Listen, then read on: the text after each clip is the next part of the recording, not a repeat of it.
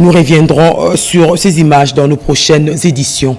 Réunion spéciale du Conseil de sécurité sur l'Est de la RDC. Thérèse Kaikwamba, ministre congolaise des Affaires étrangères, a déclaré ceci. La République démocratique du Congo attend de ce Conseil d'agir avec diligence pour stopper la guerre.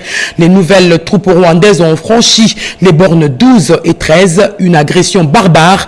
À Goma, a-t-elle ajouté. Les troupes de la RDC défendent la population. Les humanitaires sont par contre pris en otage par les rebelles. Cette attaque du Rwanda touche l'Afrique tout entière. L'agression ne vise pas que la RDC, mais également les soldats de la paix. Chers membres du Conseil de sécurité, le monde vous regarde, a dit la ministre avant de poursuivre en ces termes. Ces attaques de l'armée rwandaise créent un nouveau drame humanitaire.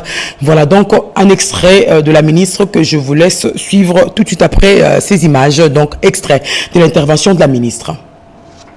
Monsieur le Président, en cet instant même, alors que je me tiens devant vous, une attaque d'une gravité inouïe se déroule sous les yeux du monde.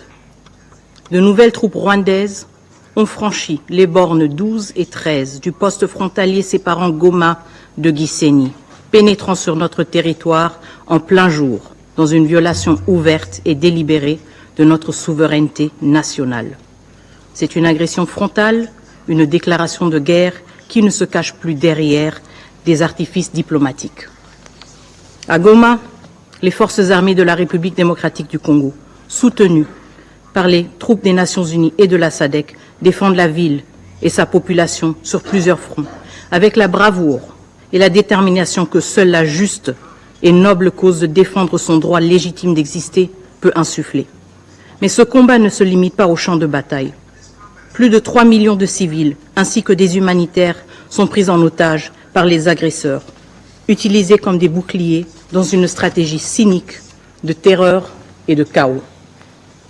Les signes ne trompent pas, le Rwanda se prépare à orchestrer un carnage à ciel ouvert, avec une brutalité qui rappelle les heures les plus sombres de notre histoire. Voilà, situation sécuritaire de l'Est de la RDC, évolution des opérations militaires et mobilisation générale. Il en a également été question au cours du briefing de presse animé par le ministre de la Communication et Médias, Patrick Muyaya Katembwe, avec à ses côtés le ministre du Commerce extérieur, Julien Paluku, et le porte-parole des FARDC, le général-major Sylvain Ekenge. Donc, c'est Jacques Kiwawa qui a commenté cet élément.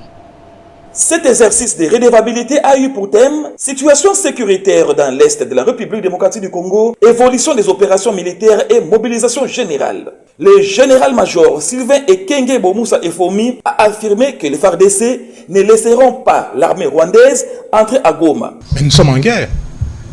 Même si je dis que la guerre n'a pas commencé, c'est en termes d'intensité. Mais aujourd'hui, puisque même le vice-gouverneur l'a dit, est-ce qu'ils ont déjà combattu en vue? Dans les centres urbains, dans une ville comme Goma, le ministre venait de le dire, est-ce qu'ils ont déjà livré bataille au centre-ville? Non. Et c'est pourquoi je dis que la guerre n'a pas encore commencé, elle va commencer maintenant.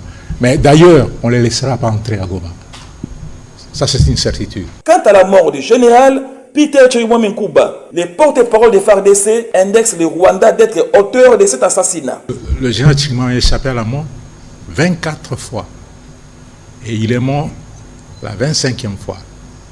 Et parmi les 24 fois, je sais, les Rwandais ont cherché à l'éliminer depuis toujours.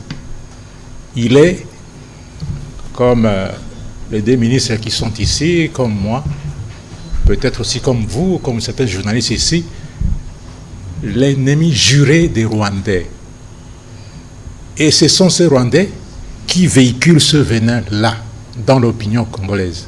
Et le premier tweet est venu du numéro 1 des renseignements militaires rwandais. Ça passe ou ça casse. Ce sera la plus grande bataille que la RDC n'a jamais connue. Saké sera le cimetière pour tous les militaires rwandais envoyés en RDC. Ils ne retourneront plus ou jamais au Rwanda car saucissonnés en République démocratique du Congo. L'heure est désormais à la mobilisation générale. Julien Paluku Kaondia, ministre du Commerce extérieur et ancien gouverneur du Nord Kivu, estime que l'ultimatum de 48 heures lancé par les M23 RDF est une manière de se réorganiser, d'où les FARDC doivent les traquer sérieusement. Qu'est-ce qui justifie la bataille de Saké? C'est pour avoir un couloir par lesquels ils doivent aller vers Calais. Et les forces armées sont suffisamment informées. C'est pourquoi toutes les tentatives de prendre la cité de Sake, on les laisse d'ailleurs, ce n'est pas des stratégies qu'on va dévoiler ici. Ils y viendront et arriver là-bas, ils disparaissent de là et on les laisse encore venir.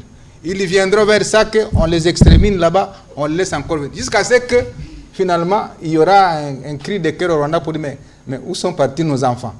Laissons cette guerre qui n'a pas encore commencé par Sake et ça sera inscrit dans l'histoire du Rwanda que c'est là où on a signé la capitulation du Rwanda en République démocratique du Congo. Pour sa part, le ministre de la Communication et Médias, Patrick Muyaya Tembwe, a appelé les Congolais à ne pas laisser la place à la machine de manipulation mise en place par les Rwandais. Jamais le Rwanda ne gagnera le Congo. Ils seront dilués.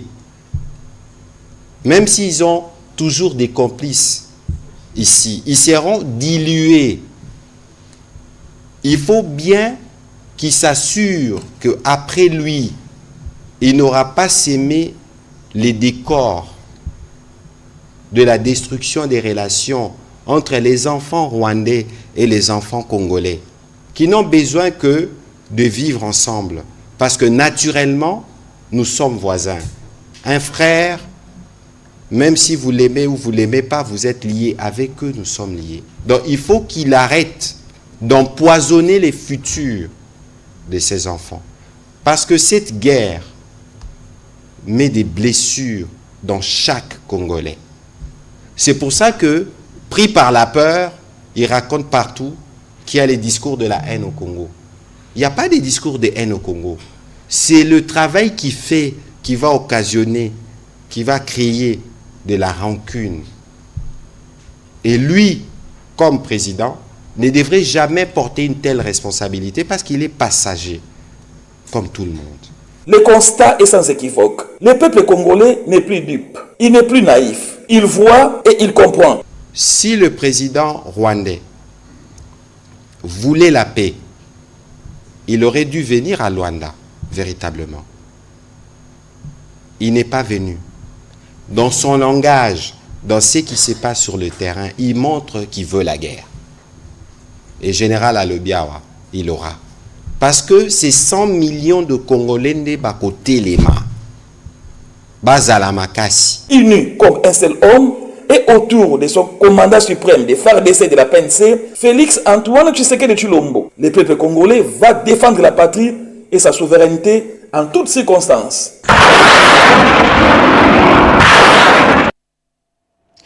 Et je l'ai dit dans les titres, le caucus des députés nationaux du Nord Kivu a exprimé à l'issue d'une réunion son immense douleur suite à l'assassinat du gouverneur militaire du Nord Kivu. Ils exhortent les ressortissants de ce coin du pays à rester unis pour défendre la province. Animbalaka, Patrick Badibanga.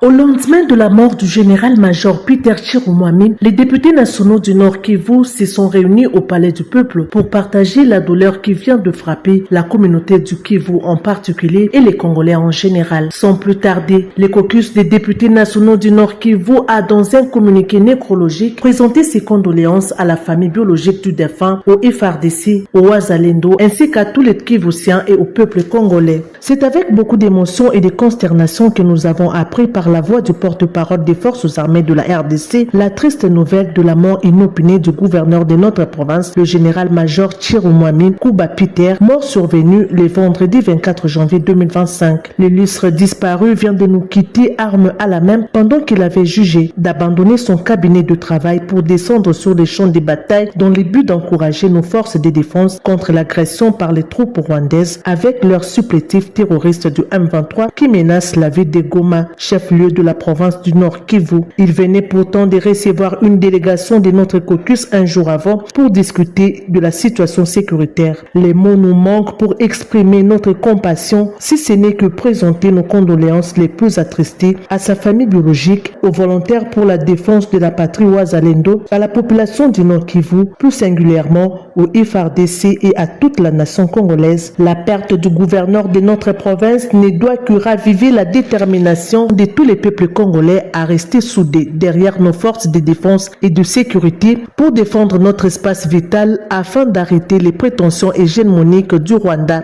Paix éternelle, général Peter Chirumwami. Fait à Kinshasa le 25 janvier 2025 pour les caucus des députés nationaux du Nord Kivu, l'honorable Safari Ngani Zejak, président du caucus.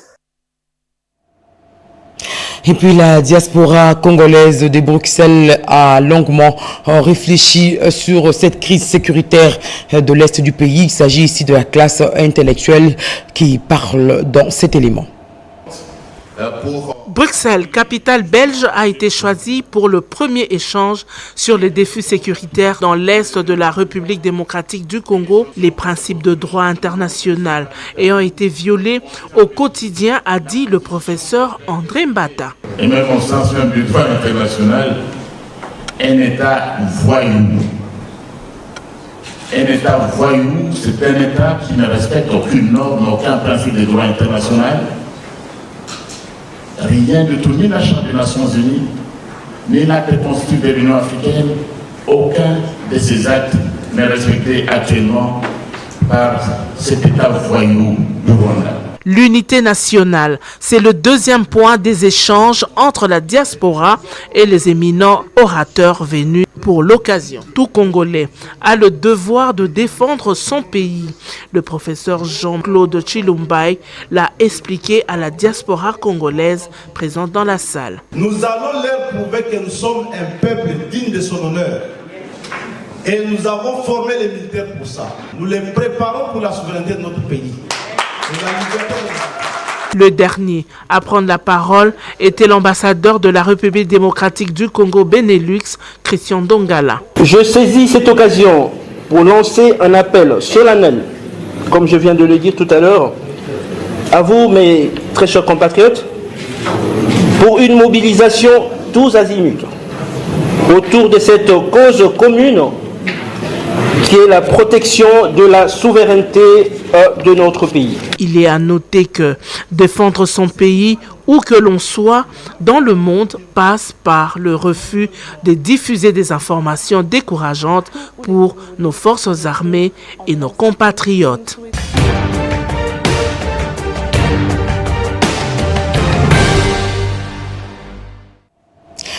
La situation sécuritaire dans l'Est de la RDC au cœur d'une réunion de crise est celle du Conseil supérieur de la défense élargi présidé à la Cité de l'Union africaine par le président de la République Félix Tshisekedi. Le chef de l'État revenait d'une mission officielle à Davos en Suisse, sélection d'Ekibambe Somoïsa.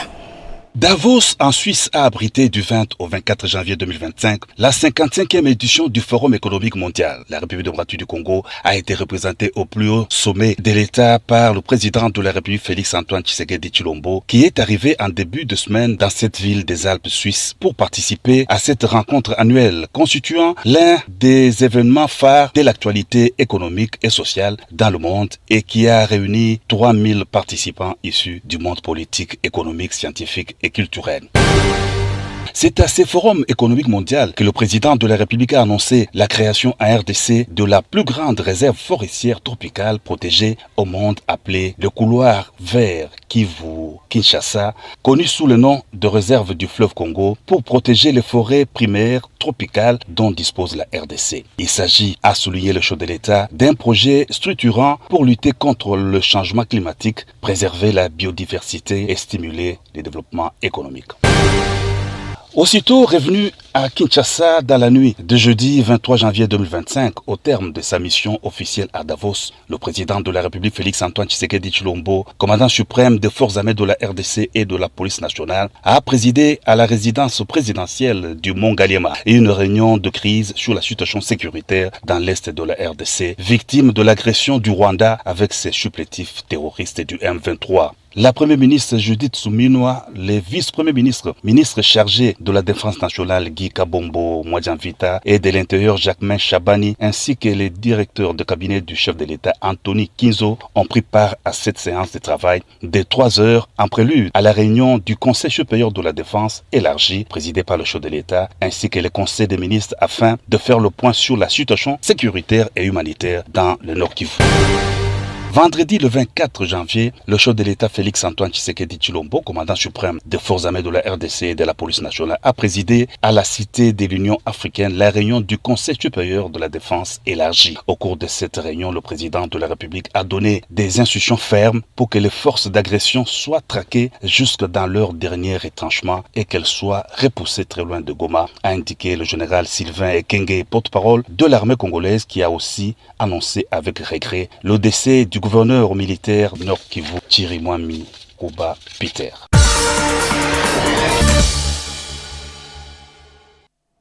La guerre d'agression de l'Est de la RDC, on y a longuement fait allusion en semaine. Ceci revient également dans la sélection des grands moments d'actualité hebdomadaire. C'est la semaine en 5. La situation sécuritaire reste préoccupante dans l'Est du pays. Pendant la semaine qui s'achève, les affrontements se sont intensifiés au Nord Kivu. Les forces loyalistes, avec à leur côté les Wazalendo, ont repoussé les incursions de l'armée rwandaise et les terroristes du M23 RDF, dont la présence a été signalée à Sake. Toutefois, la ville de Sake demeure sous contrôle de l'armée régulière. Les FARDC sont plus que déterminés à récupérer tous les territoires conquis, à en finir avec cette guerre d'agression et à traquer l'ennemi jusqu'à son dernier retranchement. Ces affrontements ont provoqué le déplacement massif des populations venant des villages environnants de Sake, leur redoute un drame humanitaire. Dans les combats, le gouverneur militaire du Nord Kivu, Peter Chirimwami, est tombé l'arme à la main. À Massissi, par contre, on a enregistré 5 blessés à la suite d'un bombardement d'un hôpital par des forces négatives du M23 et RDF. En semaine, le porte-parole du gouvernement Patrick Muyaya a appelé les conseils de sécurité et la communauté internationale de tirer les conséquences dans l'immédiat du caractère belliqueux du Rwanda qui sape les résolutions assorties de l'accord 4 du processus de paix de Luanda.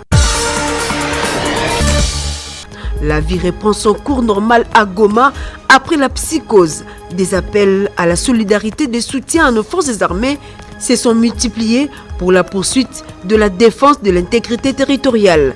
Des voix se sont également levées pour sensibiliser la population à la vigilance. De son côté, le secrétaire général de l'ONU a confirmé la présence des militaires rwandais sur les sols congolais, qui est une violation du droit international. Il a condamné les attaques des RDF sous le label du M23.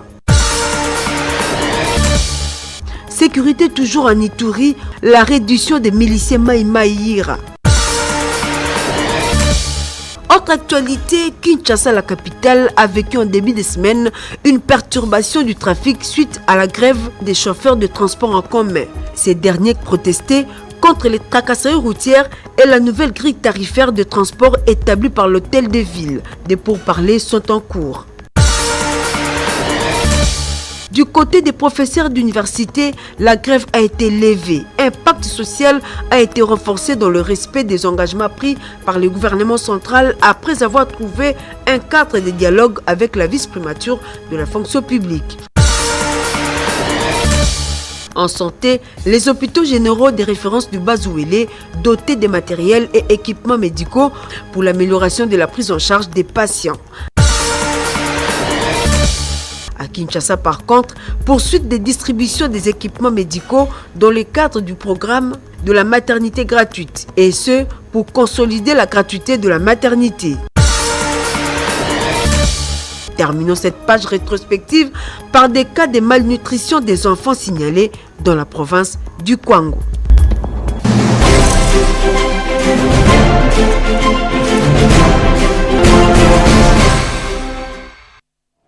Et ce sont des cas fréquents. Des ambulances en situation d'urgence se retrouvent bloquées en cours de route. Ça se passe à Kinshasa. La cause en est bien connue. Pas de voie prioritaire. Ce déficit a inspiré ce dossier de Rudis Kitutu.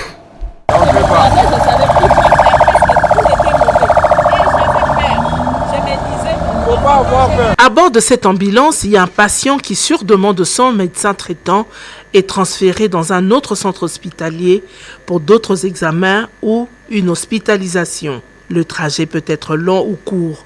La seule difficulté, et l'état des infrastructures routières qui mènent vers les centres hospitaliers dont la plupart sont dans un état de délabrement très avancé. C'est le cas de la commune de Kinsenso. Nous sommes déjà dans une commune presque enclavée, mais on s'est débrouillé tant soit peu avec. On a une ambulance.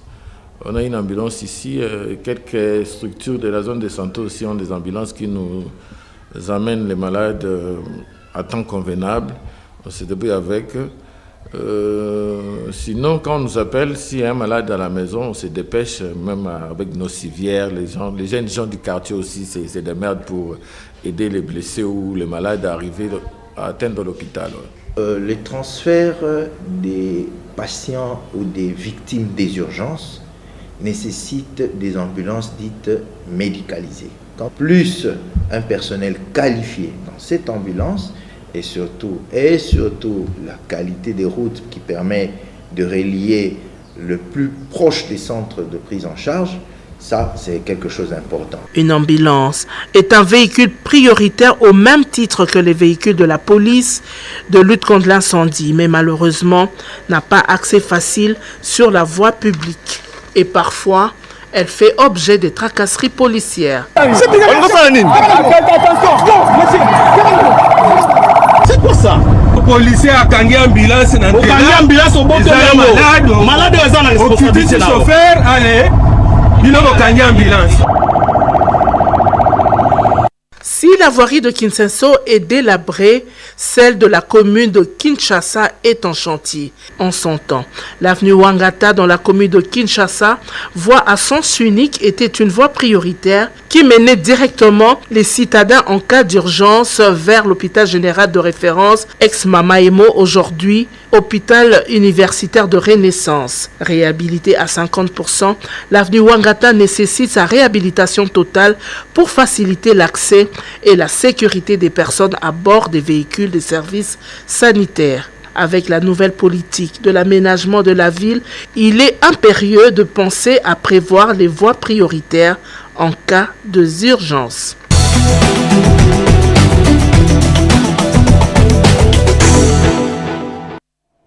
Et c'est la suite de l'actualité. Vous savez que l'un des moyens de lutte contre les embouteillages à Kinshasa, c'est notamment la relance du trafic ferroviaire, les tronçons, gare centrale, aéroport de Njili, Ndolo, Kitambo, magasin. Voilà une idée que des experts ont mûri. C'est un reportage depuis Rombouyou Saïdi.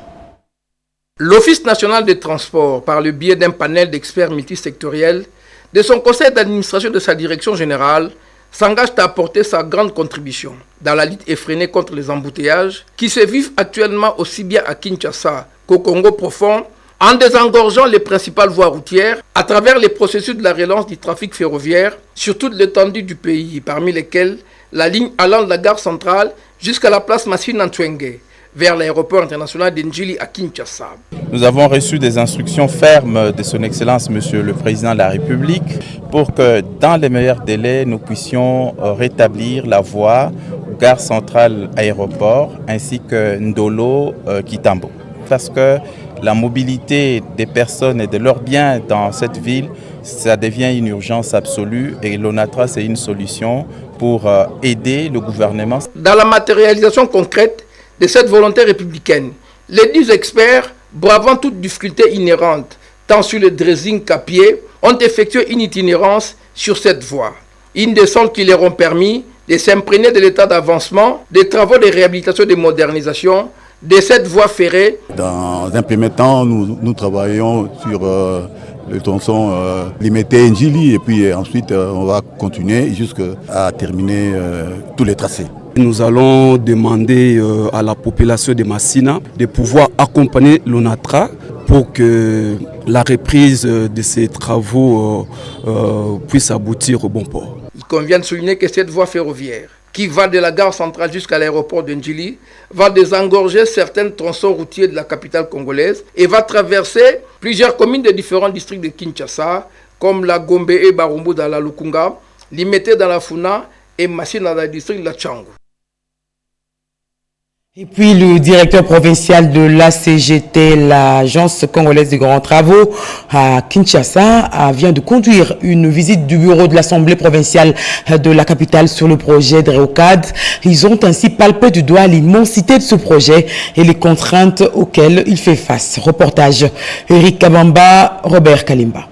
Sous la conduite de Junior Poubalenda, directeur provincial de l'ACGT à Kinshasa, Germaine Tinyama Nzolantima, vice-présidente de l'Assemblée provinciale de Kinshasa, Nkongolo André, son rapporteur, Moukebaï Socrates, son questeur, ont officiellement pris contact avec le projet des rocades de Kinshasa ce dimanche 26 janvier 2025. Parti de l'entrée Lutendele, outre l'évolution des travaux en cours, la visite avait également pour but de démontrer aux députés l'important volume des expropriations à opérer dans la partie urbaine du projet.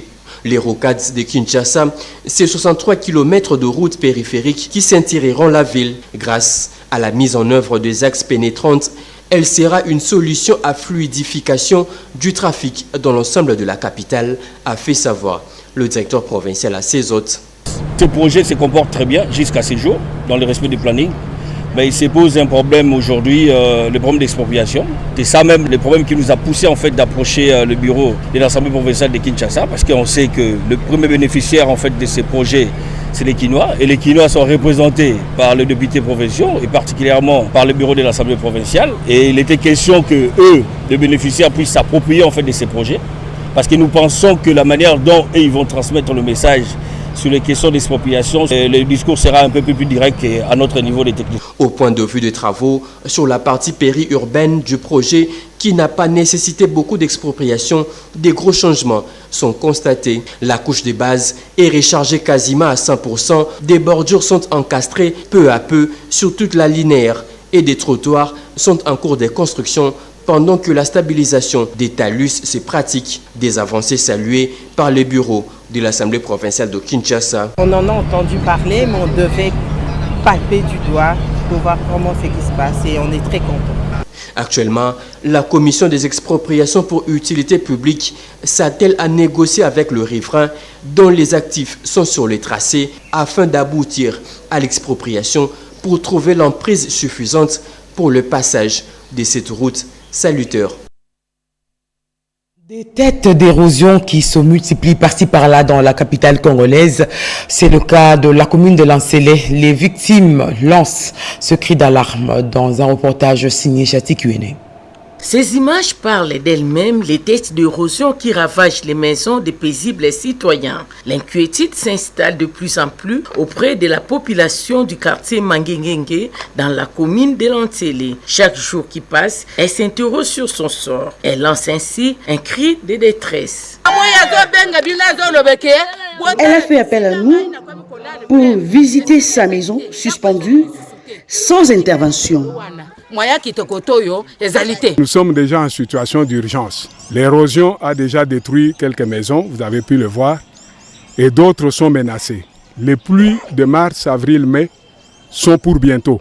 Et elles pourront faire encore plus de dégâts que ce que vous avez vu. Nous demandons à la maman qu'elle soit notre porte-parole auprès du président de la République. Nous sommes ses enfants. Sensible à cette situation, l'élu de la Tchangou, l'honorable Marie-Kate Mutsinga, est allé réconforter les familles victimes de ces catastrophes naturelles qui maintiennent aujourd'hui une partie de la population à vivre sans abri. Nous reconnaissons les vrais élus du peuple quand ils s'associent au malheur de la population. C'est pourquoi je suis venu aujourd'hui pour partager votre douleur. Nous allons contacter les ministres concernés pour qu'une solution soit trouvée et que la population vive en paix, a déclaré l'honorable Marie-Kate Mutsinga. Quelques pistes de solutions proposées par les représentants des notables M. Jean-Pierre Kalala. Le grand travail à faire pour les quartiers comme les nôtres, c'est-à-dire faire des collecteurs d'eau et des grands caniveaux qui conduisent l'eau vers les cours d'eau, parce que nous sommes traversés par des cours d'eau qui tous vont vers le fleuve. Du Chati Kiweme. Notez également que les acteurs clés du secteur de la construction ont longuement réfléchi sur la réglementation en vigueur dans ce domaine. Un atelier organisé par le Club des bâtiments, travaux publics et chambres de métiers et artisanat avec à sa tête Jean Bamanissa. Reportage Yolande Voka. L'immeuble s'est effondré.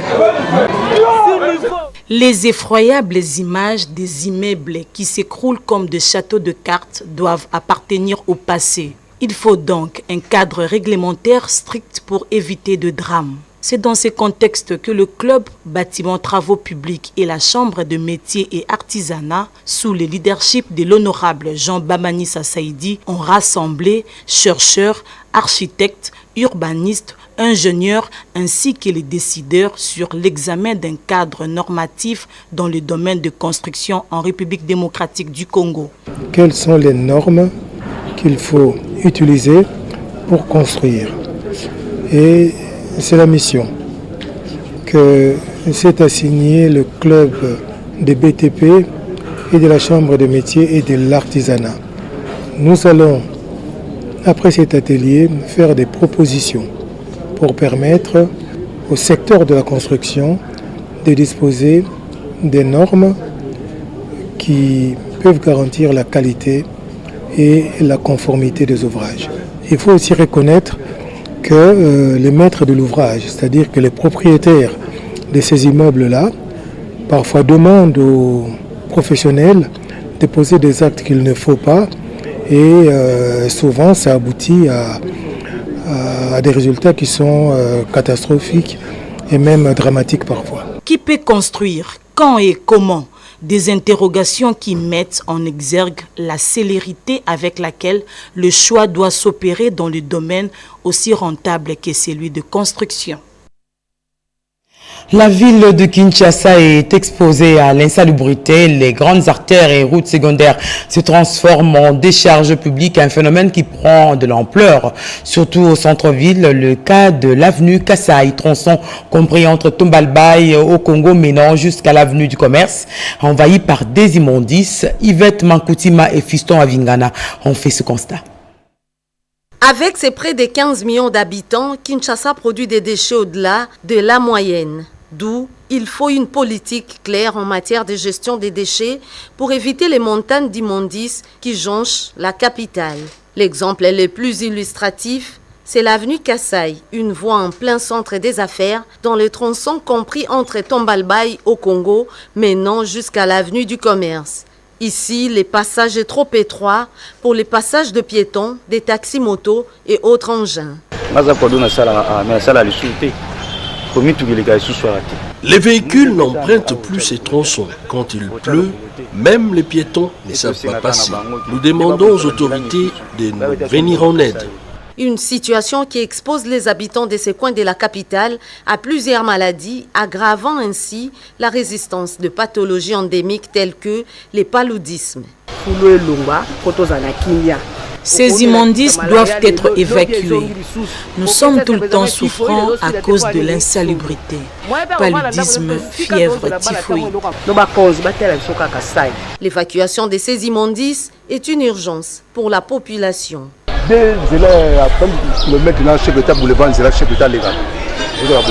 Ces tronçons dégradés mènent jusqu'au boulevard du 30 juin. Notre espoir se repose sur les nouveaux programmes du gouvernement provincial Kin et Zobunga. Avec l'engagement pris par l'exécutif provincial dans la réhabilitation de certaines artères et l'assainissement de voies principales qui composent la voirie urbaine de Kinshasa, le compte à rebours a été lancé pour débarrasser Kinshasa de l'insalubrité actuelle. Gratuité de la maternité dans le Haut-Katanga, le ministre provincial du budget matérialise cette vision du président de la RDC. Plus de 5000 femmes ont été prises en charge. Commentaire. En bon élève de Félix-Antoine Tshisekedi Tshilombo, dans son programme de la couverture santé universelle, volet gratuité de la maternité, Le ministre provincial de budget du Haut-Katanga, Jean-Dédié Moulenda, à travers le centre de santé de l'ONG Salama Cité de Jeunes, a apporté son appui à plus de 5000 femmes qui ont accouché gratuitement et les nouveau-nés totalement pris en charge. 5816 accouchements gratuits. Ces accouchements nous ont donné 6022 bébés, ce qui fait un total de 11 838 personnes qui ont bénéficié des médicaments gratuits au cours de l'année 2024. Une visite qui a apporté de la joie aux bénéficiaires qui ont reçu, quant à eux, des kits de soins pour les nourrissons. Je suis très heureuse ici. Mon bébé, j'ai fanté ici seulement, c'est gratuitement. J'ai eu le point de Sahel là.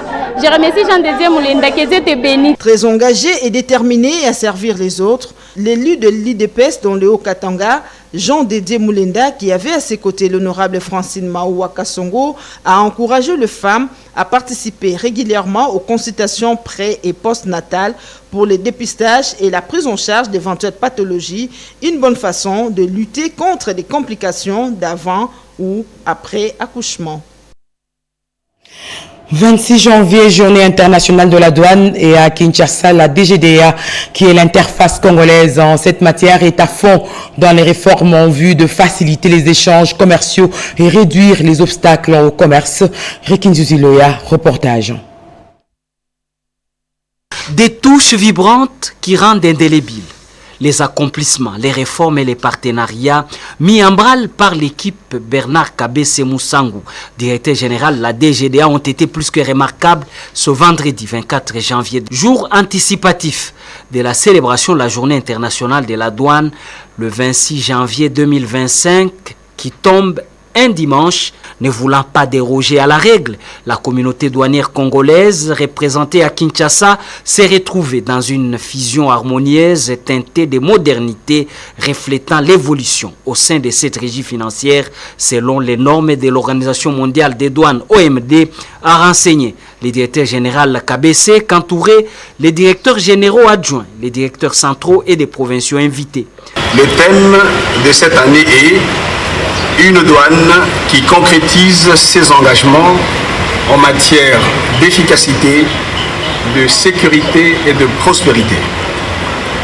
À travers l'événement de ces jours, la DGDA réaffirme sa solidarité avec l'Organisation mondiale des douanes et toute la communauté douanière qui ont toujours œuvré pour la réalisation de l'objectif de facilitation des échanges par l'élaboration des règles de procédure standards et des partages d'outils adaptés. C'était sous le thème « Une douane qui concrétise ses engagements en matière d'efficacité, de sécurité et de prospérité ». Les directeurs des ressources humaines et le président de la délégation syndicale ont tour à tour brossé les avancées au secteur administratif et la prise en charge selon le cahier des charges avec l'employeur. Des certificats de reconnaissance pour l'assiduité au travail ont été également remis aux cadres et agents méritants de la DGDA ainsi que des présents au moment de l'échange des vœux qui ont ponctué cette célébration. Et nous avons également cette présentation de la politique de mise en œuvre du plan stratégique 2024-2028 de l'Ordre national des experts comptables de la RDC. C'était à l'occasion de la prise de fonctions du nouveau président de l'ONEC. Reportage Jacques Méji, Patrick Kachala. Cérémonie officielle organisée à Hilton Hotel.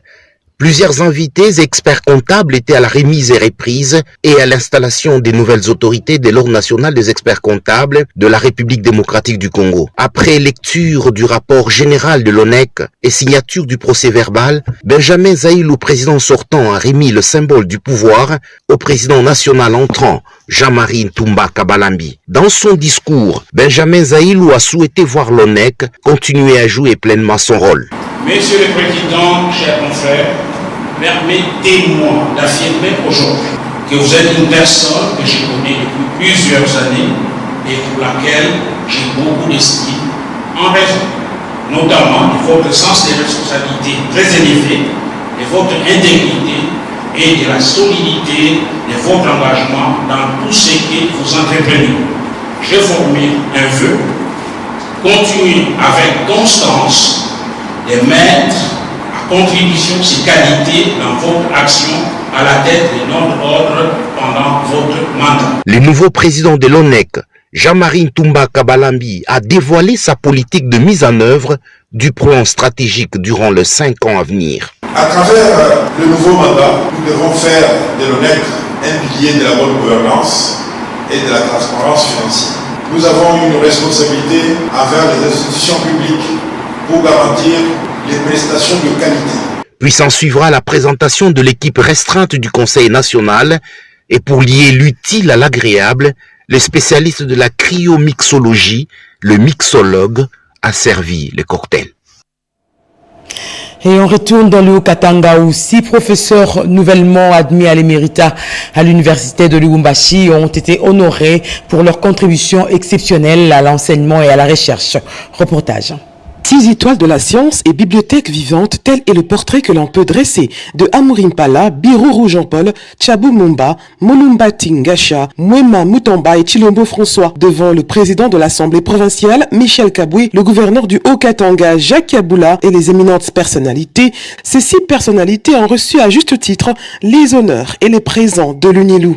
Le professeur Gilbert Kishiba Fitoula, recteur de l'université de Lubumbashi, a souligné la valeur inestimable de ces intemporels. Vous faites partie de l'histoire de ce pays par l'histoire de l'université de Lubumbashi. Cette histoire que l'université ne saurait écrire sans passer déjà par vos traces et par ce sillon dont vous êtes de façon très remarquable le promoteur et l'auteur.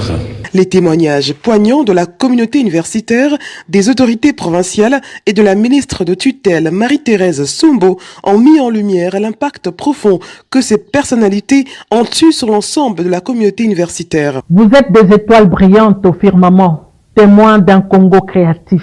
Vous êtes des accoucheurs de sens, des véritables découvreurs des terra incognité, des maîtres en compagnonnage productif. C'est le professeur Tchabou Mumba, recteur honoraire de l'UNILU, qui a dit la reconnaissance des émérites au nom de ses pairs. Grand merci au recteur de l'université de Lubumbashi et tout son comité de gestion d'avoir pensé nous honorer à travers cette cérémonie grandiose.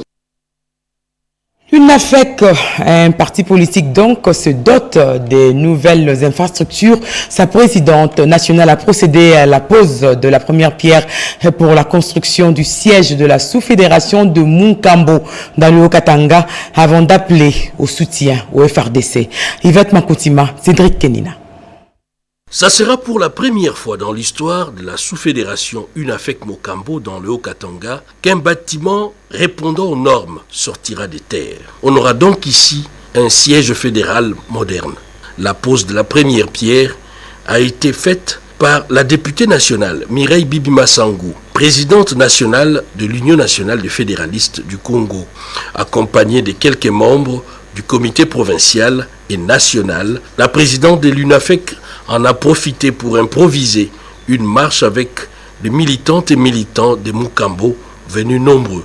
Une marche de détermination et de soutien aux forces armées de la République démocratique du Congo. Retour dans le contexte. Eli Kabolé, au cadre de l'UNAFEC, dans son discours, a confirmé que cette formation politique, qui porte un nom historique, celui de Gabriel Kyungu Akumwenza, soutient le chef de l'État Félix-Antoine Tshisekedi. Dans un langage clair, Mireille Massangou Bibi Mouloko a réitéré également son soutien au président de la République avant de lancer un message de soutien aux populations et aux forces armées de la République au front dans le Nord Kivu.